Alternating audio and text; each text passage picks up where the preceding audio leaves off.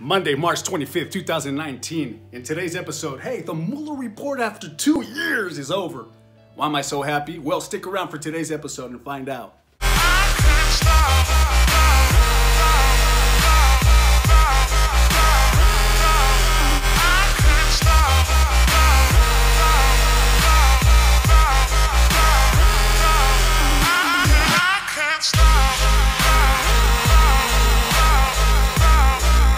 As always, welcome back to another episode of Real Talk with George. We're right here. We keep it 101, man. We're right here. Information talks and BS walks, my friend. The Mueller report, 2 years, $25 million. What do we expect now? Well, if you turn on mainstream media, you're going to keep hearing what you've been hearing for the last couple years, which is just smoke, smoke, smoke, and no fire. At what point do we start asking ourselves as Americans, if there was no collusion and no obstruction after 2 years investigated by a special counsel that was completely corrupt and biased and on the side of the Democratic Party, filled his investigation up with a shitload of Democratic lawyers, a shitload of biased FBI agents, Peter Strzok being one of them, as we've seen many of his text messages. So getting down to the nitty-gritty, what happened after 2 years?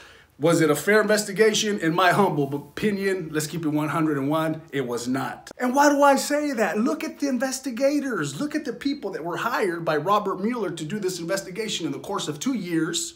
$25 million later, we get what? Nothing. Hey, it is what it is, bro. No bias here. Let me keep it 101 with you. I ain't no Republican. I ain't no Democrat. As I've said in episodes before, I'm a human being in this beautiful land of which I have incarnated many, many times. That's a whole nother story. But I love this land because of that reality, man. I came back to this land for whatever reason, so I love my land. I hate what has been happening for the last couple years, man. And I don't know if you do too, man, but if you have eyeballs, then I'm sure you're able to see what happened in this 2 year long investigation. So what do we expect now, man? What's up? What's going on? You turn on mainstream media and they're holding on to, but he wasn't exonerated.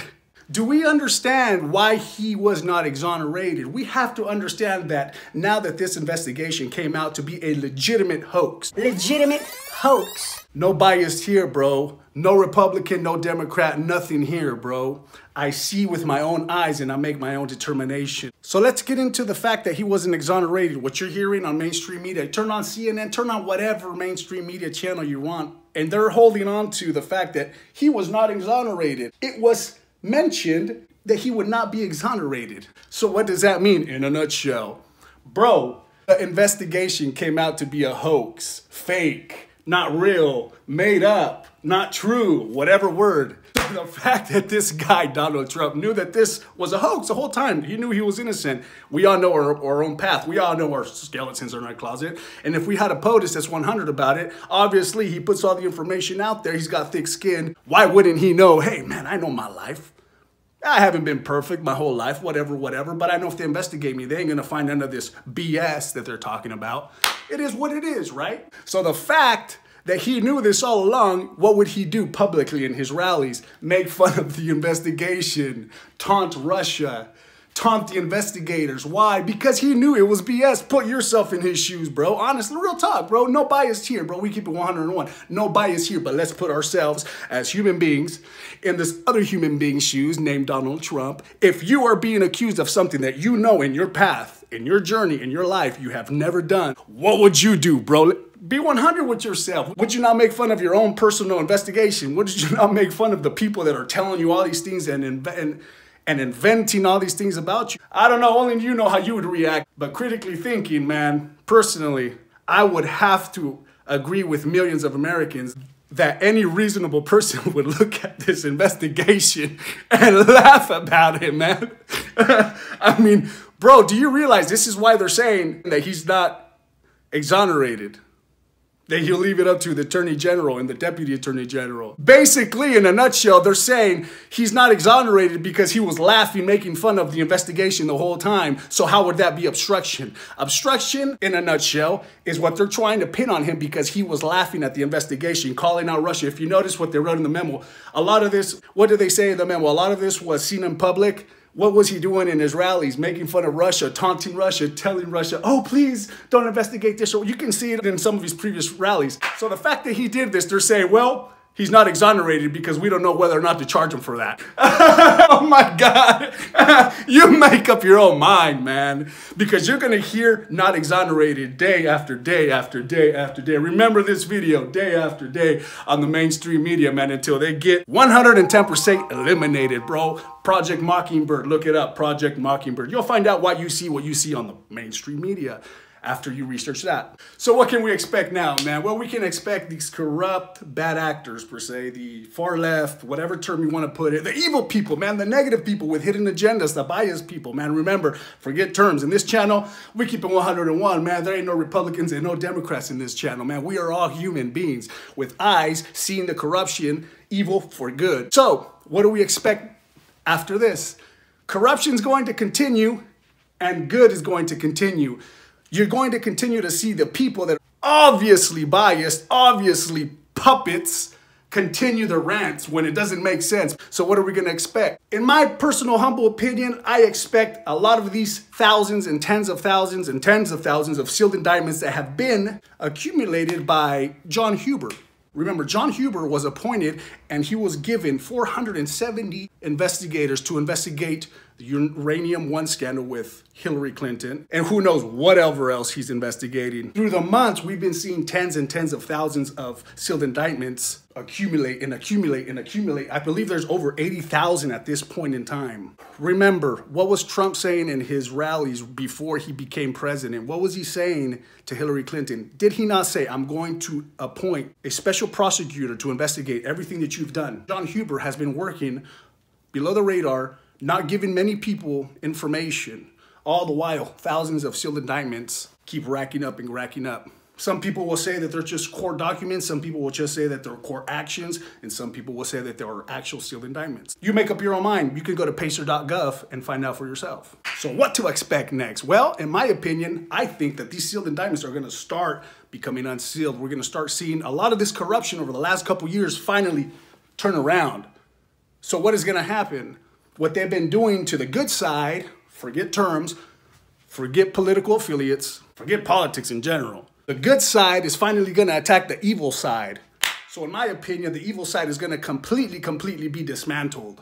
Guantanamo Bay is going to be filled up with prisoners, political prisoners, and maybe even some of the ex-administration's people. But the fact of the matter is that the investigation is over. It's been 2 years. And nothing was found. In my opinion, I personally believe that Robert Mueller was conducting a hidden investigation due to the fact that he met with Trump a couple months before Trump took office in the Trump Tower.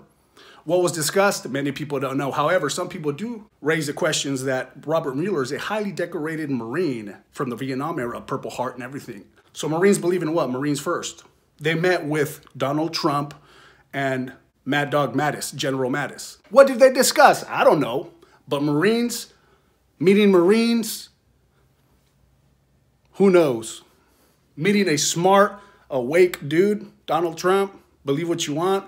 The dude's a genius. He plays 5D chess all the time. Find out who raised him. Find out who John Trump was. Who did John Trump work with? Nikola Tesla. These people were bright back in the day. He took Donald Trump under his wing. And we can only imagine what he told him, what he showed him in his upbringing. I don't know. You make up your own conclusions. Some would say the dude's a genius. Some would say the dude's an idiot. I don't know. You make up your own mind, but do the research and then find out. So now that this investigation's over, what's up? What's going to happen? Positivity is going to happen, my friend. I truly believe that in my heart, bro. I truly do believe that because in biblical text, in the Kali Yuga, in ancient Sumerian texts, all over biblical code, Egyptian time, throughout history, really, it's always been said that the golden age was coming. Heaven, the return of the Jesus, the rapture, the return of the Anunnaki, Nibiru, whatever term, many of the incarnated masters would speak about this. Observing the big picture, evil has to leave for light to enter our reality. And enter it shall, my friend. This that we're seeing with the Mueller report is the beginning of the end of darkness, in my opinion. Namaste, my friend. I thank you for checking in today, my friend, for another episode of Real Talk with George. I hope that you do today. I got to watch on today, 1 p.m. Monday, March 25th.